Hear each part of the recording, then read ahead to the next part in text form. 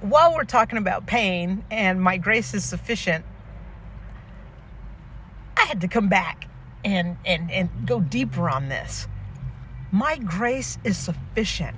That is the battle cry you misunderstood. And it definitely is a battle cry. So here's the scene.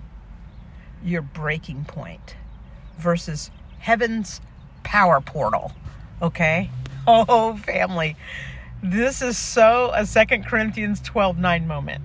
Let's demolish this misunderstanding of a verse that's been slapped on coffee mugs and reduced to spiritual cotton candy, okay?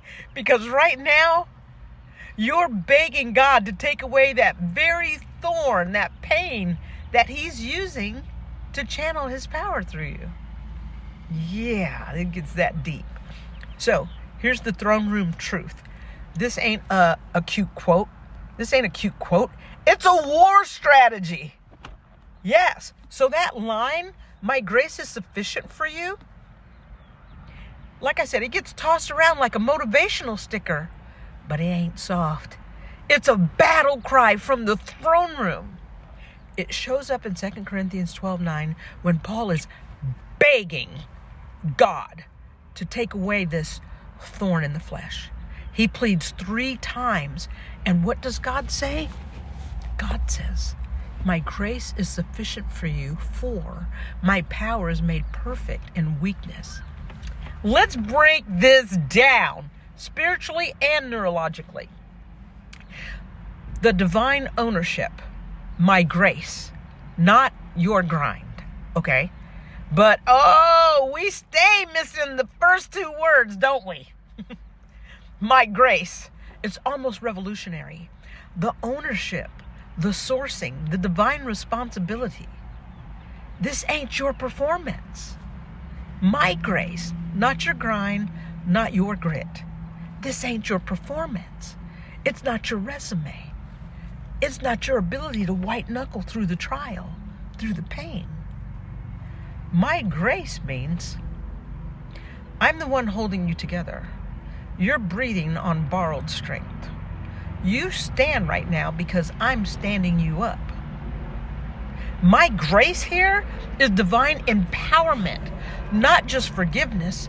It's presence, it's provision, it's power, not the kind that rescues you from hardship, but the kind that sustains you through hardship and pain.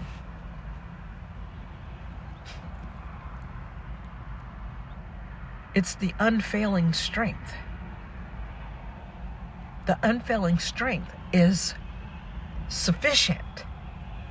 It's enough. The Greek word is archeo here, and it literally means to be possessed of unfailing strength, to ward off, to defend. This ain't barely getting by. This is, I've put something in you that can withstand what's coming against you. Even when it feels like you're breaking, you're not broken. You don't need the thorn removed to be victorious. You need to know who's with you in it. The personal promise is for you. Yes, you. God's not talking in generalities. He didn't say my grace is available for humanity at large. He said you. Weak, frustrated, suffering, you. Which means he's saying it to you right in your exhaustion, right in your mess, right when you feel like the thorn is just too much. He's saying my grace is enough for you. The divine plot twist. Power through weakness. This is the plot twist. God's strength doesn't show up when you're strong. It shines when you've got nothing left. Your weakness becomes the canvas where his power paints. Oh my gosh! You thought the thorn disqualified you. The pain disqualified you. Nah, the pain is the portal. It creates the crack that lets resurrection light shine through. The closing scene is you standing in sufficient grace. You take a deep breath.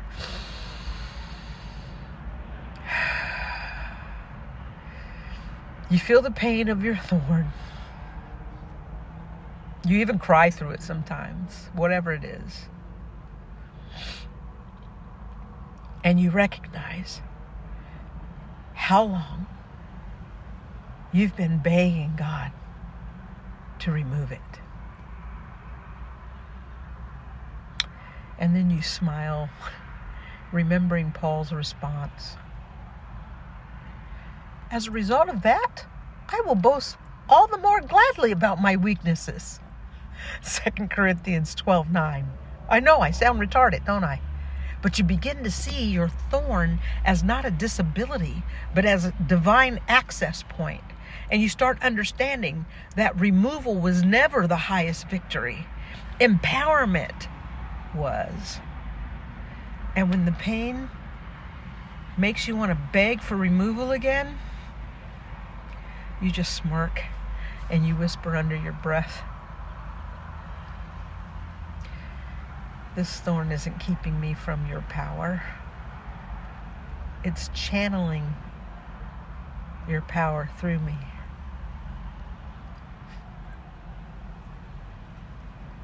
Cut! That's your sufficient grace right there. And this is what it looks like to stand in the sufficiency of grace. My grace is sufficient for you is heaven's answer to, I don't think I can take this anymore. Why won't this go away? I'm too weak for this. God, please fix me. And he says, you don't need the thorn to leave. You need me to stay. And I will. I am. Here's my Yahweh wisdom tip. Your first step, create a thorn inventory. Take time to identify what is your thorn right now. What's that painful thing, the persistent struggle that you keep praying to be delivered from? 2, how have you been viewing it as a limitation rather than an access point for God's power? And what would it look like to stop fighting it and start flowing with it as the very channel that God is using? This perspective shift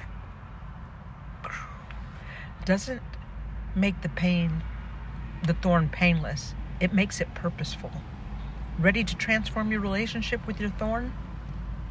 Text me, Sufficient Grace, to schedule a session where we'll identify how your specific weakness is actually the perfect channel for Yahweh's specific strength.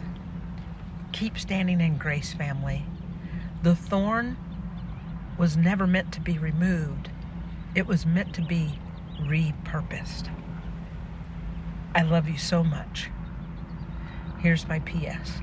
The Greek word for power is dunamis. My power is made perfect in weakness, is where we get our word dynamite. Yahweh is saying, my explosive power detonates best through your cracks. The breaking is where the breakthrough happens.